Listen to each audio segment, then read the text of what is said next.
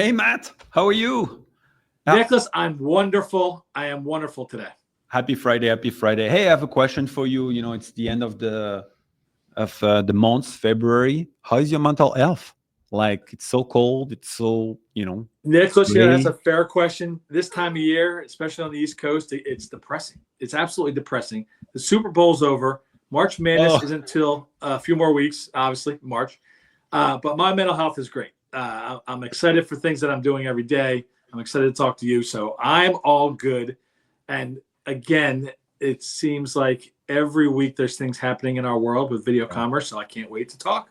I guess what we should say is thanks God we have Super Bowl to break the routine of winter, right? Correct. Absolutely. Let's go.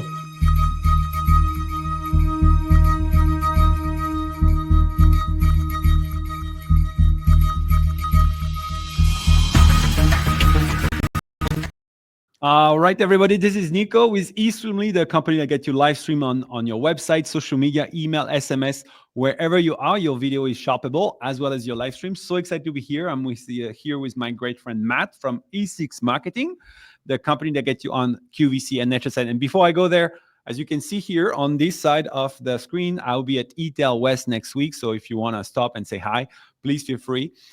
So Matt, before we go in the show, why don't you tell us why we're here? Thank you, Nicholas, and thank you, everyone, for tuning in. This is called the vCommerce Podcast. We're here every Friday at 11 a.m. Eastern. And what is vCommerce? It's video commerce. It's the evolution of e-commerce, the evolution of DRTV, direct response television, graduated in QVC and HSN, and now you could do live shopping or watch live shopping, video shopping, anywhere and everywhere. So it got to your apps, it goes through your phone, goes through your computer and your tablets. Here on the vCommerce Podcast, Nicholas and I live and breathe the video commerce world, and we talk about our top 2 or 3 topics that are happening this week. And again, as I said at the top, this week was no shortage of news, and this is so ironic, Nicholas. I saw on your newsletter this week that you referenced YouTube, and you were talking about the latest news coming out of YouTube. And I wanted to pose a question for you, and there's a reason why I'm asking you this, but is YouTube the most dominant element in home entertainment today? In 2025, is YouTube the most dominant form of entertainment at home? Well, I have 3 kids, 3 daughters, wonderful daughters, and they are plugged on YouTube on their TV, and that's pretty much all they watch. So they will go to their show. Interestingly, they watch a lot of shorts on TV, which is kind of like, I don't know how they could like this experience, but they like it. So yeah, definitely YouTube is the place. And as a matter of fact, if you listen to the CEO, and so he was on to talk about YouTube, but what was very surprising to me is, look at this. I don't know if you can see here, but YouTube is now the primary device for YouTube viewing in the US. Think of this, right? This is pretty astonishing, right? Primary device for viewing in the US. So TV is the number one thing that people are coming to YouTube now. So it is certainly overtaking a TV. They obviously it remain at the center of epiculture for culture. This is where the place where you can look at the Joe Rogan podcast, that you will see everything's happening when the election was there, the Saturday Night Live. There's a lot of people watching, like over 45 million viewers across the US. I've been watching that. This is where a lot of things happening. The other thing that I found was interesting with that data is really like when they say YouTube is the new television. Look at podcasting. YouTube is not the most frequent used service for listening podcasts in the US. I was like, whoa, this is. And they used to compare podcasts to radio. Yeah. And now it's compared to television. I think YouTube is amazing. It's 20 years old. Yeah. It's not new. But it's evolved to where it's a dominant force. It's a dominant force. You were calling out some numbers. I read the same article. The Joe Rogan, Donald Trump interview, 55 million plus viewers for that one interview. So where 4 years ago, X or Twitter was kind of like the dominant form of news that went into that election. This year, by a landslide, it was YouTube. So if the candidates were on YouTube and they were giving their, telling them about all their whatever, what they believe in and their points of election, it was that space. And we, I talked to this is a little aside, but I talked to a YouTube creator just yesterday, and she's got a fun cooking show that works with a puppet. So it's basically a cooking show with a puppet. She's got, I think, like 55 different videos on YouTube. We'll put it in the notes at the end of the show.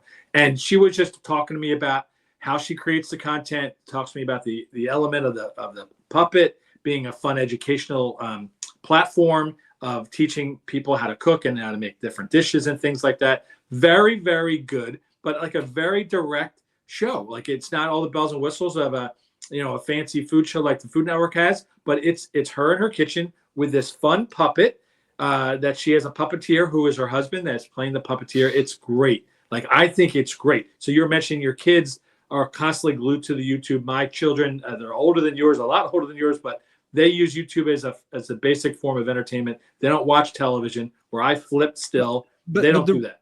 The reality is, I mean, what really surprised me with this story is, like, when I look at my kid, I say so the TV, they are watching vertical video on a vertical, horizontal screen, right? And that's what they're watching. So I guess maybe the evolution with that going on is that are all the TV maker going to turn their TV now, so we can have two type of TV, one for vertical video and one for horizontal movies or something. I don't know. I'm just thinking. I think at CES there was this screen where it starts with an horizontal screen, and then the screen start to lay out, and now it become a vertical. So I guess that's maybe the future. But yeah, I mean, right now screens on YouTube TV are not designed or they're poorly designed for vertical video, and yet, as I guess, I'm so surprised my kid watched YouTube short there. But the other thing that I found very fascinating with this whole release was, guess what the next year is about? Is the second screen. The second screen experience for YouTube is, okay, I got people glued to TV, and I'm an interactive kind of place, right? People post things, but they have a comment. I don't have any of that with TV. So how do I bring people back to that interactivity? And they're working a lot on that second screen, adding products so you can shop, you can comment and do that stuff. I found it fascinating that YouTube is really looking at the second screen as a place. And you and I, we talked about this, like the second screen is a big things going on around that space. But I just found it fascinating, this whole dynamics. I think, to your point, you just gave me a great idea. Extended content for the program that you're watching on the second screen. So you're watching a show on television, go to your YouTube channel, our show name, blah, blah, blah, and we'll give you the behind the scenes. We'll teach you this. We'll tell you that. So you're doing essentially two broadcasts at the same time, which is another great element to keep an audience and engage in two different dynamics. So Matt, I think this is going to tie up to a conversation we're probably going to have later in the show. But this week I was meeting with a very large publisher company that produce tons and tons and tons and tons of content. Probably one of the top 3 or 4 in the country as it relates to production content, and video is a big part of what they do.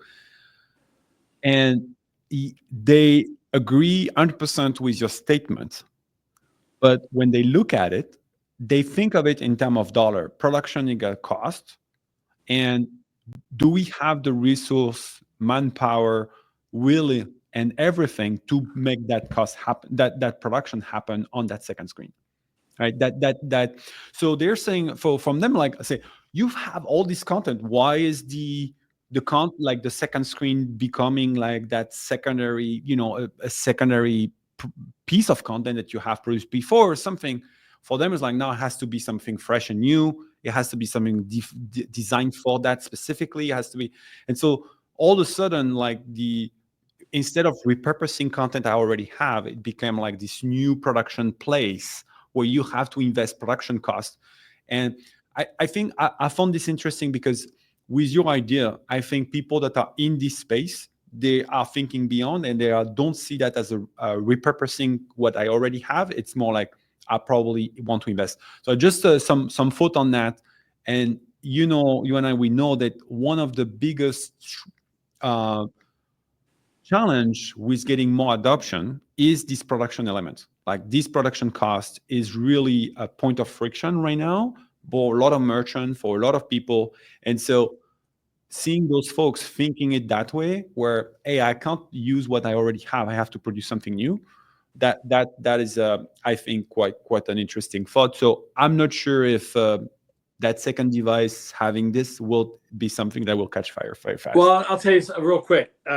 We've talked about YouTube and live streaming and live selling, and you're not a big fan. You don't like the platform, like the format, how it looks, and we've talked about this on this pod before. I just, I'm a big sports fan, as you know. We talked about the Super Bowl, and now in every game, in literally every game, in every sport, they catch the players or the teams walking off the bus or walking down the back hallway into the locker room, and they're always wearing something that has a story behind it. Imagine if you sold what every player was wearing on that second channel, or you had a third page graphic or a QR code on your big screen, get you to that second screen. Now you can order his hat, his shirt, his pants, and his shoes. It's simple and easy. But that's not a content play, right? This is not anymore a content play. This is pure e-com play, right? So, and those kind of experience already exist. But not format. They don't do it that way. Yeah, that's right. Like that. So there's ways to do that second screen. Like we went talking about the second screen. I love the second screen. That's just like I've told you. I sit on my couch with a tablet watching the television. So I'm all about that as it enhances and evolves. I'm enjoying it. Well, before we go to the second story, shout out to Dan, that has been one of the most long-standing followers of the show, I guess. He's every Friday. So hi, Dan. See you. Great to see you here. Come and say hi one of those days. We'll love to have you. So I've talked to Nicholas. I've talked to Danny offline, and today is his birthday. Oh, there you go. So happy please birthday. wish Danny a happy birthday. Happy birthday, Danny. So awesome. Love that. Well, second story is a political story. And honestly, this is something that I was browsing and found was I was doing my own research for the newsletter that I'm publishing every Monday now. It's about, so I'm hoping that the people in this room are not listening to that. Shinsegae live shopping platform, which is basically a Korean live shopping platform.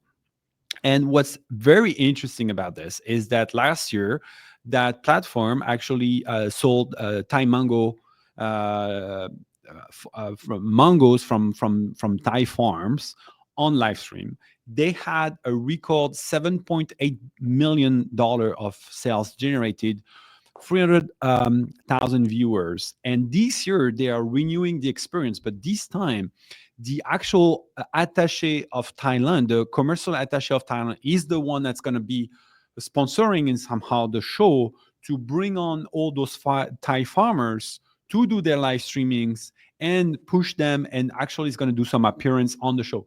So I just found this such a fascinating story to think of. Like, well, now you're talking about some almost some political ramification with where live shopping is part of it, where basically you've got one country making promoting their own country on a different platform for a different type of audience, promoting a certain type of product, and then being part of that. I mean, this has been going on for years and 4 years, where they were creating delegacy, flying people there, doing farmers meeting, or like embassy people doing that on a real life. But now the fact that they're doing through live shopping, I just found that fascinating. I was not expecting that, and I just found this evolution very interesting. So I'm curious to hear your thought on that. I love selling consumables, food, through live streaming, through live selling. QVC does a huge business with it. HSN does a huge business with it. It's long format, I know, and it's a lot of education. QVC has sold a product called Honey Bells for probably over a decade. Honey Bells are like unique oranges that come from Florida that are only ripe and are only produced one time of year, which is this time of year. So you could only buy it in February, So people buy these special oranges in the month of February through QVC, and they're like, anywhere from $3 to $5 million worth of oranges being sold, retail dollars, in a few weeks span. So this mango story is amazing to me. I've got so many questions about it. Like, how do they ship it? How much? How long are the mangoes fresh? What's the mango season in Thailand or in South Korea?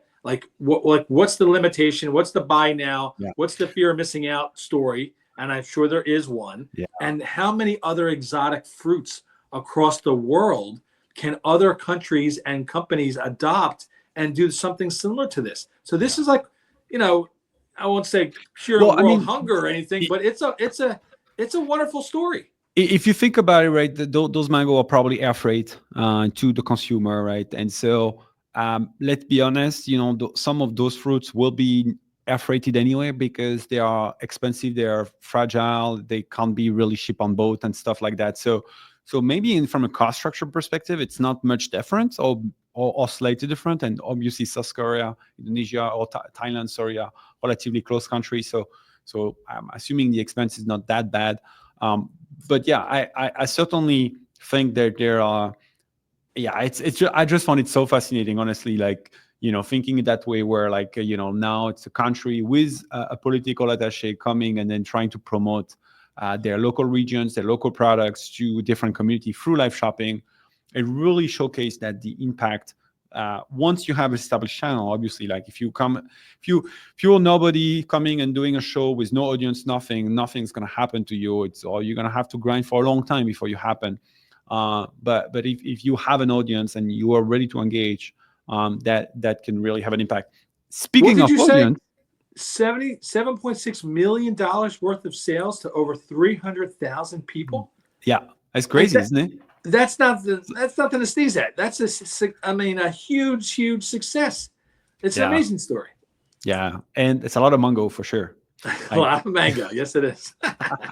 Well, speaking of production and grind and everything, I thought for this one, I don't know if you saw, Matt, but you and I we were talking about a podcast that was released, I think, a week and a half, 2 weeks ago, from the Assam crew, which is it's a crew of folks on podcasts that are, I think there's a marketer, there's someone from a company, and like 4 people, and Joe Ronan is one of them. So that's how I end up following this podcast, and they're talking about live shopping. And one of the things they're talking in their podcast is like the economic of it from their perspective as operators, as marketers, as brands, and what has been working, what has not been working, and all that. And I found it's quite fascinating. And that kind of led us to a conversation, Matt, you and I, about, okay, how do you think about production and production costs as it's related to your live shopping? And I was telling you that, in my view, one of the things that I see and being kind of a barrier, and kind of go back to the first story we were just talking about, is that people are spending quite a bit of money on their production for their live show, which is actually driving down the potential for revenue. And the reality is, live shopping to work, it's not about do you do a great show or a bad show. It's about how consistent are you to activate that audience, and then how do you make it a little bit more every time? So every time you have more excitement about the show, and then you progressively increasing your production costs and your production deliverable, I will say. And one of the things I was telling you about is, in my view, I think it's way better money spent to have one person on the back end that kind of help you out with running the background of the show, running the show itself with maybe some lower key technology, no need to go like into crazy camera set and everything. And then actually running that show and spending the money you will do on one show over the course of 4, 5, 6 show, whatever. That is, in my point of view, money better well spent, because you have that frequency, right? If you do, but on your side, you were going this argument like, well, if you're a bigger brand, you probably want to have that more fancy production. So what is your thought on that, Matt? Where are you at with that? Where is your threshold from a production perspective as it relates to how should I spend, how should I think about production cost? Well, there's a couple of elements to this. I wrote down consumer-driven content. Consumer-driven content is where the customer just posts their videos, and you have influencers from their bedroom or their kitchen, and they garner followers and they drive sales. Consumer-driven content or influencer-driven content. That could be the more basic, lower-end production value, in my opinion, because it's meant to be real. It's meant to be impulsive. It's meant to see the person where they live and just hear how they're going to endorse the product.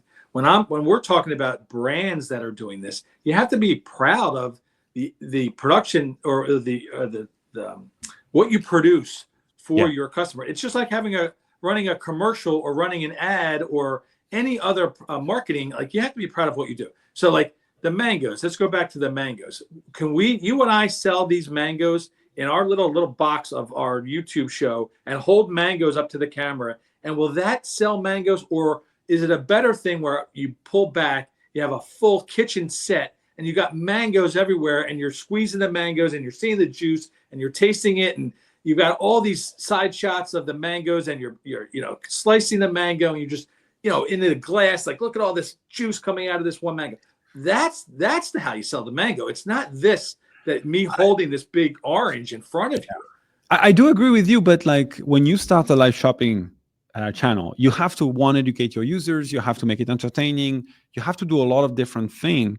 And so is the production cost something you're going to see, I think the kickstart of the live show, like the first 6 months are very important to, you're not going to get a return on day one, right? It's not because you do a great show on the first show that you're going to get tons of sales for that moment. It's really like, it's a slowing curve, and then you have to bring that user along your journey, get them excited, and then over time, like there is a moment where it starts to click.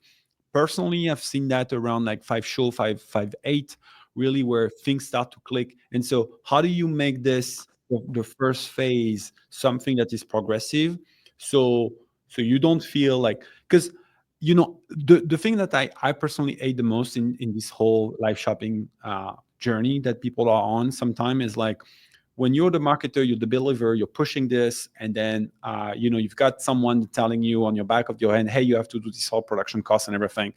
And then your show 6, show 8, and then you've got your CEO come to you and say, where's your result? And you're like, well, we're still in the black. And if the person is like money driven, he may say, you know what, I think it's a lot of effort, I think it's a lot of time, it looks great, but let's move this test on. And then boom, you just kill the project where they were just starting to get that traction and everything. And that's kind of. Nicholas, I'll counter. If you go into a retailer, a brick and mortar, and you bring in inventory, do you expect the inventory to be blown out the first day? Yeah, or do you expect the customer to learn that you're in that retail space? Yeah. The reality is, like, it's very difficult for, but it's the same thing. I believe it. It takes time. It takes maturation. You learn as you go. It's just part of the evolution of being an entrepreneur. You have to be open to the idea of trying new and unique things. Yeah. Video commerce is becoming a staple here in the US, a staple across the world. You have to experience it as a brand. To your point, and it's a great conversation, do we do it low end and less expensive and just wait for the results, or do we really invest in it and produce something that we're proud of, and hopefully gain even greater results? Yeah, so I don't have the answer to that. Hopefully, at some point, over time, we will be able to get to a position where we can compare both, compare and contrast. But yeah, Matt, it's been a really cool job. Personally, I'll be at ETEL West next week, so if you're there, just show up and say hi. I'd love to have. I think I have a booth called S5, so if you want to show up, Matt's been a cool pod again every Friday on LinkedIn. We have actually someone from ETEL next week, Matt. I don't know if you saw that. Yeah. One other person from ETEL is gonna kind of tell us like what the big trend was and what she heard and everything around social commerce. So I think that will be interesting to hear their perspective. Thanks everyone for being here. Please feel free to share, comment, tell us how how is your show going, your own shows, if you're doing live streaming, if you're in the social commerce space. We would love to know about this. Matt, see you soon. Yes, sir. Have a great weekend.